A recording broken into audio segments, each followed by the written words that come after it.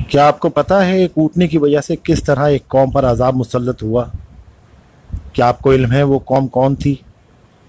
کیا آپ جاننا چاہتے ہیں کون سے نبی کی قوم پہاڑ تراشتی تھی؟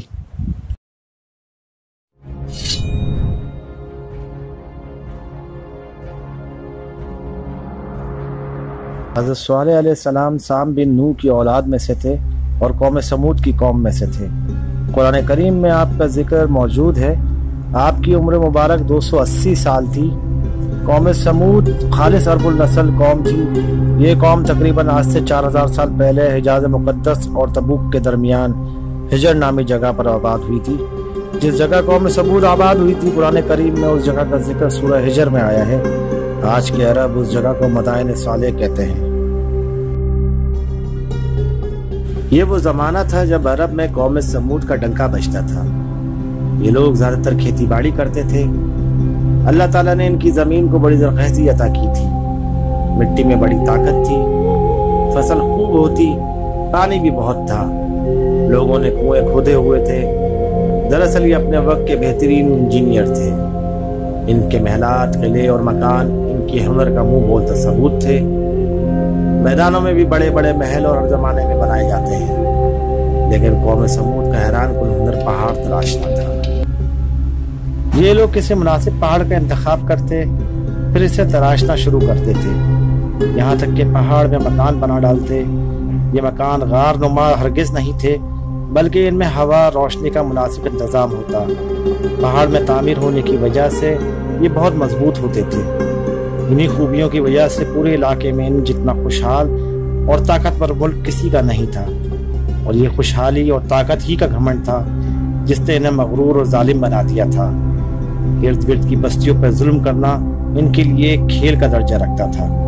انہی حالات میں ایک نوجوان کا چرچا ہوا۔ سرخ و سفید رنگ، لمبے قد اور مضبوط جسامت کا یہ نوجوان مالک تھا۔ عام لوگوں سے الگ تھلگ رہتا تھا۔ اسے اپنے زمانے کی فضول رونقوں سے کوئی دلچسپی نہیں تھی۔ اسے بت قدوں میں رکھے ہوئے بتوں سے بھی سخت نفرت تھی۔ لوگ اس کی زبان سے بتوں کے متعلق نفرت کے کلمات کئی دفعہ سن چکے تھے، لیکن اس کی شرافت اور دیانت کی وجہ سے اسے کچھ نہیں کہتے تھے۔ اس نوجوان کا نام صالح تھا، ایک معزز قبیلے کا باوقار شخص جسے اللہ نے اپنا نبی بنایا۔ حضرت صالح علیہ السلام نے شہر کے بڑے بڑے لوگوں کو دعوت کی۔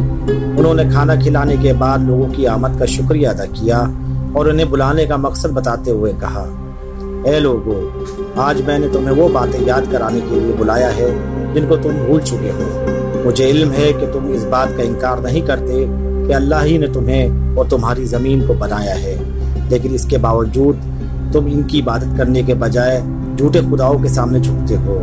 اے میری قوم کے سرداروں، یہ گمراہی چھوڑ دو، ایک اللہ کی عبادت کرو، وہی تمہارے اصلی رب ہے۔ اس سے اپنے گناہوں کی معافی مانگو اور سرکشی کا رویہ چھوڑ دو۔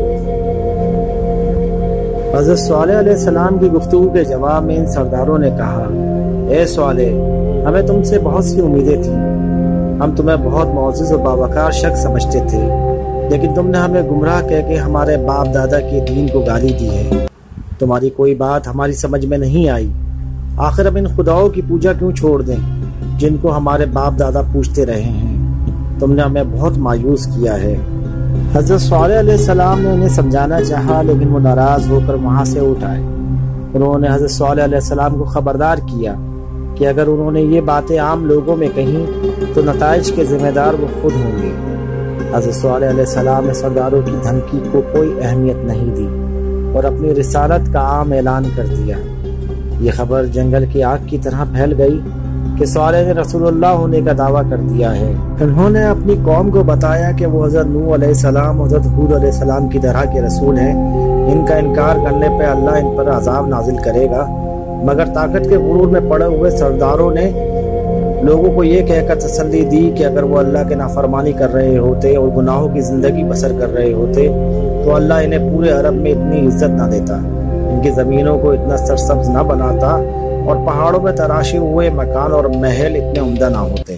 بت خانوں کے کاہن کہتے پھر رہے تھے، اے لوگوں خود سوچو، جو ہاتھ گناہ گار ہوں ان ہاتھوں میں اللہ یہ ہنر کیوں پیدا کرے گا جن کی وجہ سے وہ پوری دنیا میں معزز بن جائیں۔ कुछ झूठे दानिश्वर दूर दूर की कोड़ी लाए और कहने लगे दरअसल सालेह अलैहिस्सलाम अलहदा और तन्हा रहते हैं, नाउज़ुबिल्लाह वो दीवाने हो गए हैं, इसलिए ये अपने बाप दादा की गुमराह करार दे के ऐसी बहकी बहकी बातें कर रहे हैं। कुछ ज़्यादा हमदर्दी जताते तो कहते बेचारे सालेह पर किसी बदरूह का साया पड़ गया है। बाज तो ये कहने से भी बाज ना आए कि सालेह जादूगर हो गया है। कुछ सरदार कहते हमें यकीन है कि सालेह ये सारा चक्कर इसलिए चला रहा है कि वो लोगों को बेवकूफ़ बनाकर इनका सरदार बन जाए, ये बहुत चालाक शख्स है। लेकिन हज़रत सालेह अलैहिस्सलाम ने सरदारों और बुत कदों के कहानों की बातों की कोई परवाह न की और अपनी तबलीग जारी रखी। आपकी कोशिशों से कुछ लोगों ने ईमान कबूल कर लिया और आपके रसूल होने का इकरार करके शिर्क और बुरी बातों से बाज आ गए। इनमें अक्सर ऐसे थे जो गरीब और आम लोग थे। कौम के सरदारों ने इन ईमान लाने वालों को बेवकूफ़ करार दिया और हज़रत सालेह अलैहिस्सलाम का खूब मजाक उड़ाया। कई बरसों की तबलीग के बाद समूदी कौम आपसे तंग आ गई और आपको अपनी ताकतवर कबीले का मौजूद शख्स होने की वजह से कोई नुकसान भी नहीं पहुंचा सकती थी। चुनाचे कौम के सरदारों ने बुत कदों के काहिनों के साथ मिलकर एक वफ़द बनाया। ये लोग हज़रत सालेह अलैहिस्सलाम के पास गए और कहा, ऐ सालेह, हम तुम्हारी बातों से सख्त तंग आ गए हैं। तुम्हारे आज़ाब की धमकियों ने हमारा जीना मुश्किल कर दिया है। हमारी खुशहाल और रंगीन जिंदगी को तुमने तबाह कर दिया है। इस मौके पे हम तुमसे साफ साफ बात करना चाहते हैं। उन्होंने हज़रत सालेह की झुठलाने के लिए मौज़ा पेश करने को कहा और ख़ुद ही उन्होंने मुतालबा किया कि आप अल्लाह ताला से कहें कि सामने की पहाड़ी फट जाए और इसमें से एक ऊँटनी निकले और ऊँटनी उसी वक्त बच्चा भी दे। हज़रत सालेह ने अल्लाह से उसी वक्त दुआ की। इनकी दुआ बारगाह इलाही में कबूल हुई। पहाड़ी जिसका नाम कुतबा था हिलने लगी, पहाड़ फट गया और एक ऊँटनी बाहर निकली। ऊँटनी ने बाहर निकलते ही बच्चा भी दे दिया। होना तो ये चाहिए था कि कौम समूद ये मौजज़ा देख के सजदे में गिरकर ईमान ले आते और अपने गुनाहों की बख्शिश मांगते, मगर इस बदकिस्मत कौम के कुछ लोगों के अलावा बाकी सब लोगों ने हज़रत सालेह को झुठलाया।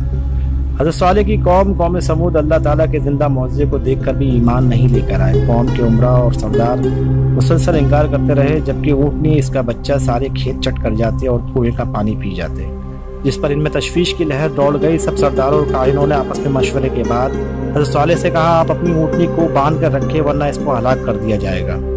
तब हज़रत सालेह अलैहिस्सलाम ने ऊँटनी की तरफ इशारा करते हुए कहा, ये ऊँटनी अल्लाह की निशानी है, ये तुम्हारे मुतालबे पर भेजी गई है, इसलिए एक दिन ये पानी पिएगी और दूसरे दिन तुम।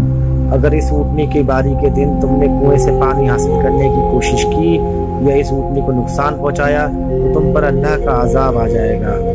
कौम के सरदार बहुत डरे।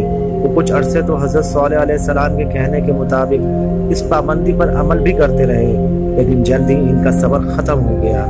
इन्होंने अपना पाबंद होना एक आग ना भाया और ऊँटनी को अपनी चरगाहों में चरता देखते तो सख्त गुस्सा खाते। आखिर दो मालदार और अमीर औरतों ने दो आदमी को तैयार किया, इन्हें अपनी दौलत का लालच दिया और इनसे कहा कि वो अल्लाह की निशानी इस ऊँटनी को हलाक कर दें। ये दो आदमी अच्छी तरह जानते थे कि वो एक बहुत ही खौफनाक काम करने का इरादा कर रहे हैं।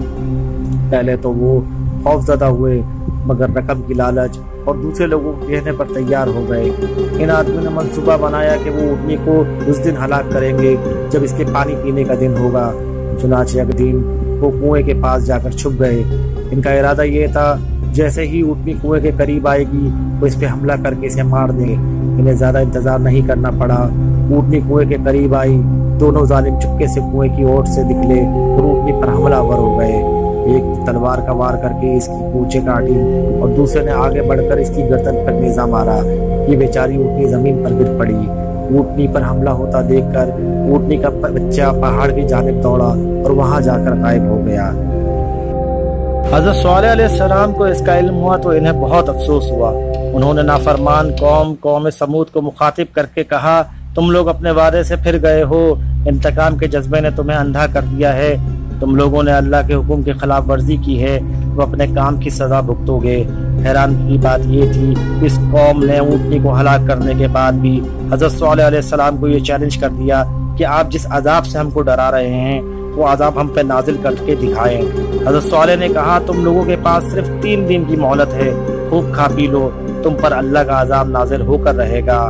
रिवायत से हमें पता चलता है, पहले ही दिन सबके चेहरे खौफ से पीले हो गए, दूसरे दिन डर और खौफ की वजह से सुर्ख होने लगे और तीसरे दिन दहशत का ये आलम था کہ ان کے چہرے سیاہ ہو چکے تھے۔ تیسرے ہی دن ان پر عذاب بھی نازل ہونے لگا، بجلی کی گرج اور چمک شروع ہو گئی۔ قرآن حکیم کے مطابق وہ ایک چیخ تھی جس کو سن کر تمام نافرمان قوم موت کی نیند سو گئے، صرف حضرت صالح علیہ السلام اور ان کے ماننے والے بچ گئے۔ بتایا جاتا ہے تباہ ہونے والے آل سمود کی کل تعداد 1500 خاندانوں پر مشتمل تھی، جبکہ ایمان لانے والوں کی کل تعداد محض 120 تھی۔ جب صبح ہوئی تو ہر طرف تباہی و بربادی مچی تھی، بڑے بڑے مکان و محل کھنڈر بن چکے تھے، سرسبز و شاداب کھیتوں کا کہیں نام و نشان موجود نہیں تھے، جگہ جگہ لاشیں بکھری پڑی تھیں۔ قوم کی ہلاکت کے بعد حضرت صالح علیہ السلام ایمان والوں کے ساتھ فلسطین کے شہر رملہ چلے گئے، جہاں آپ نے کچھ دن قیام کرا، پھر مکہ مکرمہ چلے گئے اور یہیں آپ کا وصال ہوا۔